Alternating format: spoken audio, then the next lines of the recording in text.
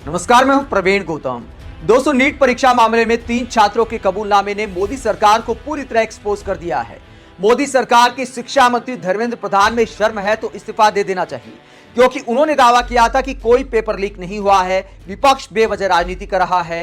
हालांकि उसके बाद कुछ मामले सामने आए, पुलिस कार्रवाई की बातें सामने आई तो धर्मेंद्र प्रधान ने कहा जो जांच में सामने आएगा कार्रवाई की जाएगी।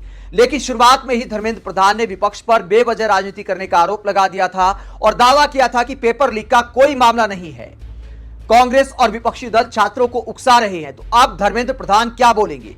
अब 3 छात्रों ने कबूल कर लिया है कि उनके पास पेपर पहले से आ गया था और परीक्षा में वही सवाल आए जो लीक हुए पेपर में थे। ये खबर आप देख सकते हैं, जिसमें बताया गया दैनिक भास्कर की इस खबर में कि कोटा से फूफा ने बुलाया, कहा नीट में सेटिंग हो गई, जो सवाल जवाब रटवाए गए वही आए। पेपर लीक में आरोपी अनुराग का कबूलनामा। इसके अलावा 2 और छात्रों ने कबूल किया है। पूरी खबर इसमें आप पढ़ सकते हैं कि अनुराग यादव इसमें कहते हैं कि मेरे फूफा सिकंदर प्रसाद यादवेंदु, जो नगर परिषद दानापुर जूनियर इंजीनियर के पद पर कार्यरत हैं, उन्होंने मुझे वापस बुलाया। फूफा ने कहा परीक्षा में सेटिंग हो गई, एग्जाम से एक रात पहले मुझे सवाल जवाब रटवाए गए। दूसरे दिन जब एग्जाम देने गया तो सभी प्रश्न सही परीक्षा में मिल गए। पेपर लीक में एनएचएआई के गेस्ट हाउस में कैंडिडेट की ठहराने की बात भी जांच में सामने आई है। वहां के एंट्री रजिस्टर में इसी अनुराग यादव का नाम है। अनुराग के नाम के आगे ब्रैकेट में मंत्री जी लिखा था। इससे पहले पेपर लीक के आरोपी जेई सिकंदर और आयुष ने भी अपना जुर्म कबूल कर लिया। इधर शिक्षा मंत्रालय ने बिहार की जांच एजेंसी ईओयू से मामले पर डिटेल रिपोर्ट मांगी है। तो अब शिक्षा मंत्रालय रिपोर्ट मांग रहा है, क्योंकि छात्र ने भी कबूल कर लिया कि पेपर लीक हुआ था और वही सवाल आए जो पेपर में थे।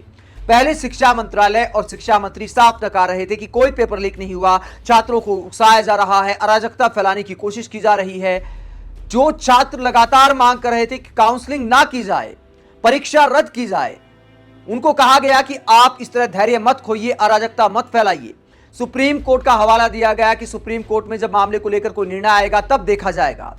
लेकिन छात्रों के भविष्य का क्या? अब तो पेपर लीक भी साबित हो रहा है।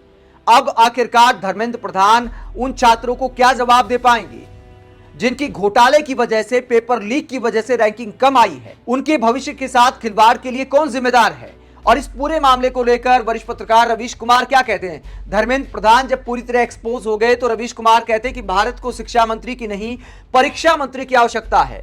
वाकई परीक्षा मंत्री की आवश्यकता है और कायदे से परीक्षा मंत्रालय खुद पीएम मोदी को संभालना चाहिए, क्योंकि वो तो परीक्षा पर चर्चा के मास्टर हैं। हर साल परीक्षा पर चर्चा करते हैं, स्कूली बच्चों को बुलाते हैं, उनसे अपनी तारीफ कराते हैं, उसके बाद बताते हैं कि मुश्किल सवालों का पहले जवाब देना चाहिए, आसान सवालों का बाद में जवाब देना चाहिए। तो आज के दिन भारत के सबसे मुश्किल सवालों में से एक है परीक्षा और रोजगार। परीक्षा, खासकर जो प्रतियोगी परीक्षाएं हैं, जिनसे छात्रों का भविष्य तय होता है, जिनसे छात्रों को रोजगार मिलता है, उन परीक्षाओं का मजाक बनकर रह गया मोदी जी। तो सबसे पहले मुश्किल सवाल का आप हल करिए कि आखिरकार पेपर लीक से कैसे निजात पाई जाए। और डबल इंजन सरकारों में भी लगातार पेपर लीक क्यों हो रहे हैं? हालांकि मैं मानता हूं कि हर राज्य सरकार में पेपर लीक होते, चाहे किसी की भी सरकार क्यों ना हो। हर सरकार ने मजाक बना दिया है, किसी भी दल की सरकार क्यों ना हो, पेपर लीक को रोकने में हर सरकार नाकाम है। लेकिन कम से कम डबल इंजन सरकार में तो रुकना चाहिए। आप तो दावा करते हैं कि पूरी पारदर्शिता आ जाती है, भ्रष्टाचारियों की कोई खैर नहीं रहती, भ्रष्टाचार आपके ताप को सहन नहीं कर पाते। तो हो सकता है कि अगर मोदी जी आप परीक्षा मंत्री बन जाए तो भ्रष्टाचारी आपके ताप को सहन ना कर पाए। तो पीएम मोदी को खुद परीक्षा मंत्रालय संभालना चाहिए, अपने अंडर में ही लेना चाहिए परीक्षा मंत्रालय, कोई और मंत्री नहीं बनाना चाहिए। और उसके बाद पीएम मोदी कहते हैं कि मोदी की गारंटी की दुनिया में मिसाल दी जाती है, तो लीजिए गारंटी परीक्षा मंत्री बनने के बाद कि कोई पर्चा लीक नहीं होगा, कोई पेपर लीक नहीं होगा।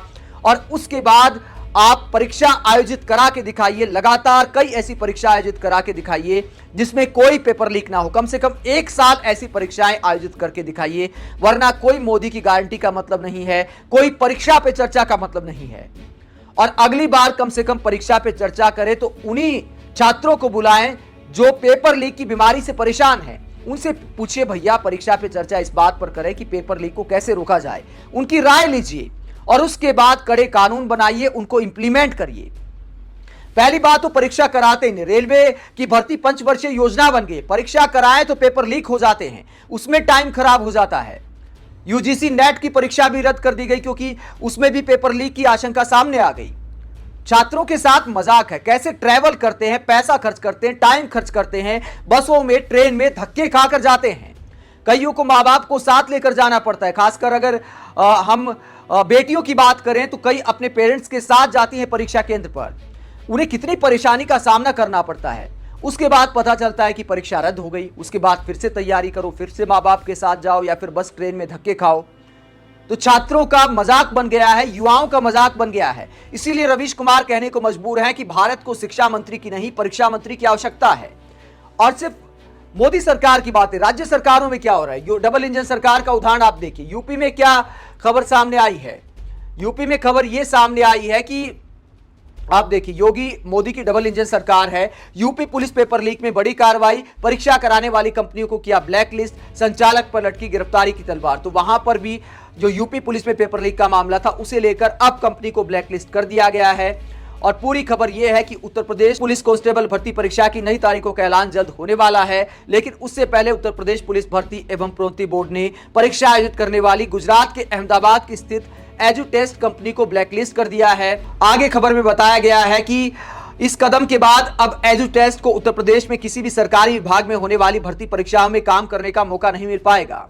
और इसे लेकर इतिहासकार अशोक कुमार पांडे सवाल उठाते हैं कि आखिरकार सारे जो ज्यादा ठगी के मामले जो सामने आते हैं वो गुजरात से ही क्यों आते, कटाक्ष कर रहे हैं अशोक कुमार पांडे। दोस्तों, ये एक बड़ा सवाल है कि आखिरकार पहली बात तो ये कि प्राइवेट कंपनियों की आउटसोर्सिंग की आखिरकार आवश्यकता क्या है। सरकार को अपना सिस्टम बनाना चाहिए, अपनी प्रिंटिंग प्रेस से पेपर प्रिंट होने चाहिए। जैसे चुनाव आयोग खुद सारा काम देखता है, वैसे ही परीक्षाओं को लेकर भी ऐसा ही इंतजाम करना चाहिए, क्योंकि ये कोई मामूली बात नहीं है। लाखों करोड़ों छात्र हर साल परीक्षा देते हैं, तो सरकार कम से कम इतना तो कर सकती है। जनता के टैक्स का पैसा जाता है तो कम से कम युवाओं के भविष्य के साथ खिलवाड़ नहीं होना चाहिए। शिक्षा, स्वास्थ्य, रोजगार किसी भी देश की उन्नति के आधार होते हैं, तो ये सबसे पहली प्राथमिकता पर होना चाहिए। लेकिन हमारे देश में चुनाव सबसे ऊपर है, उसके बाद सरकारें कैसे बनानी है, गिरानी है, शायद हमारे देश के नेता इसी जोड़ तोड़ में लगे रहते हैं और युवाओं के साथ खिलवाड़ जारी रहता है। और देश की जनता भी शायद ऐसे मुद्दों पर वोट नहीं देती। देश की पब्लिक ऐसे वीडियो को भी कम देखती है। जो शिक्षा, रोजगार से जुड़े वीडियो होते हैं, पेपर लीक से जुड़े वीडियो होते हैं, नीट, यूजीसी, नेट से जुड़े वीडियो होते हैं, उनको व्यूज भी कम आते हैं। यूट्यूब की भी बात करूं मैं, व्यूज कम आते, पब्लिक दरकिनार करती, मजा नहीं आता, मसाला चाहिए पब्लिक को भी, ये भी एक सच्चाई है। तो अगर आप चाहते हैं कि देश में असल मुद्दों पर पत्रकारिता हो, तो असल मुद्दों की खबरों को भी आपको देखना चाहिए, ताकि सरकार को डर लगे कि देखिए यार, ऐसी खबरों को पब्लिक कैसे ले रही है। आप लगातार पेपर लीक के मामले को लेकर क्या सोचते हैं कि इसका क्या समाधान होना चाहिए, और मोदी सरकार क्या वाकई पेपर लीक को लेकर आपको गंभीर दिखाई देती है? कमेंट बॉक्स में अपनी राय जरूर दें। अगर आप हमारी पत्रकारिता को पसंद करते हैं तो थैंक्स के ऑप्शन के जरिए आर्थिक सहयोग दे सकते हैं। इसके अलावा वीडियो को लाइक करें, चैनल को सब्सक्राइब करें। नमस्कार।